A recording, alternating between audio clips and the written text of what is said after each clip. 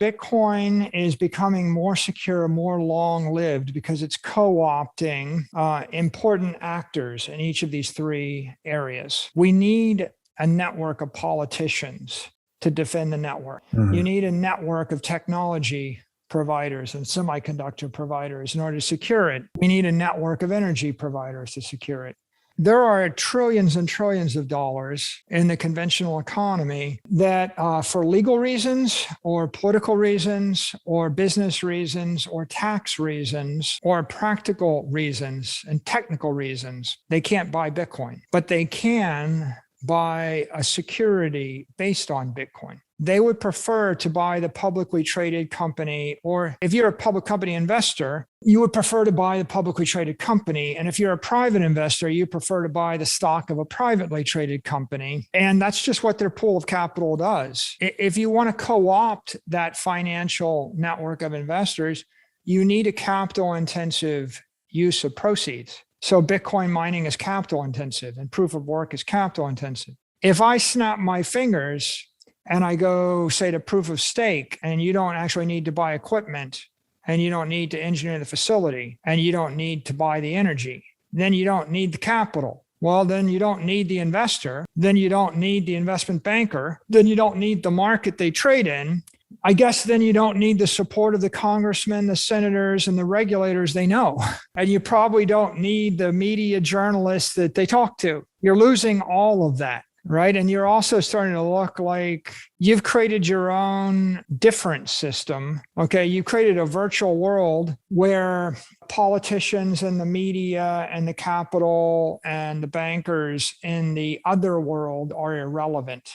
You created your imaginary world. And Bitcoin mining bridges the Bitcoin universe, the crypto asset of Bitcoin with the physical and the political universe. And if money is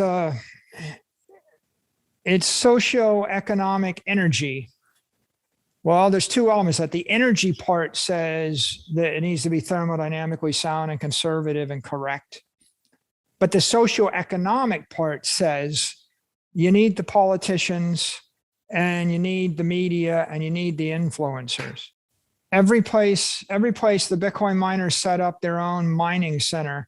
They're plugging into the energy grid. They're bringing in the mining rigs. They're engineering them and suiting them. They're getting the political support. They're raising money. And now the miners themselves have their own companies. And there's a lot of public companies and a lot of private companies. We'll have like a dozen publicly traded Bitcoin miners by the end of the year. But let's say there's hundreds of private companies. All of these companies are part of the network of security for Bitcoin.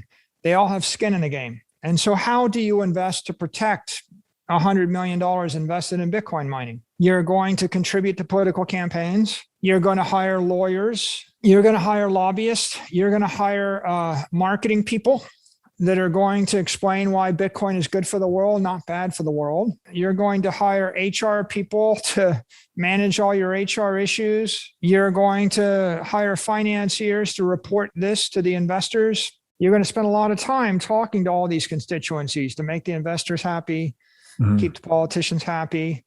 The Bitcoin mining network is the fifth layer of security of proof of work. And ultimately, when you get to a point where you have 50 well-capitalized Bitcoin miners, and they've got billions of dollars each at stake, and they're spread across all the countries in the world, then they are in essence the first line of defense for Bitcoin. You can call them different things. You can think of them as, I refer to them as a motor of sovereignty. They're running the motor that keeps the sovereign network fresh, and they're providing the transactions and the security. We get energy technology, politics, we get finance, and we get network support. And they're all sources of inertia and anti-fragility.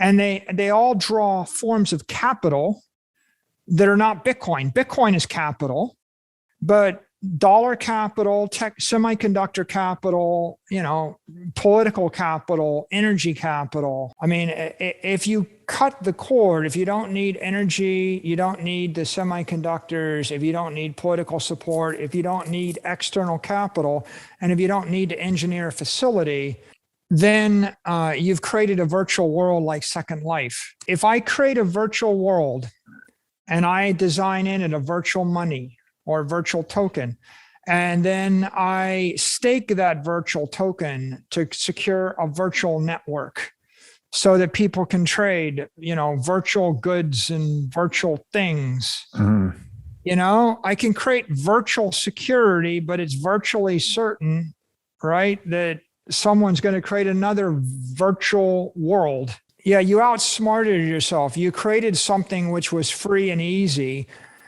which means that, the guy that copied whatever to create Ethereum, well, then the guy copies Ethereum to create Cardano, and then someone copies Cardano to create they make Sushi Swap, and then they make the next thing because you can do it fast and easy.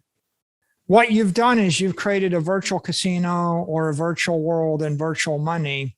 And it's not that you can't create a business around it. Like Second Life is a business, online gambling is a business. You can create a virtual casino or a virtual game or a virtual world. But the problem is you don't have a bridge to the thermodynamic real world.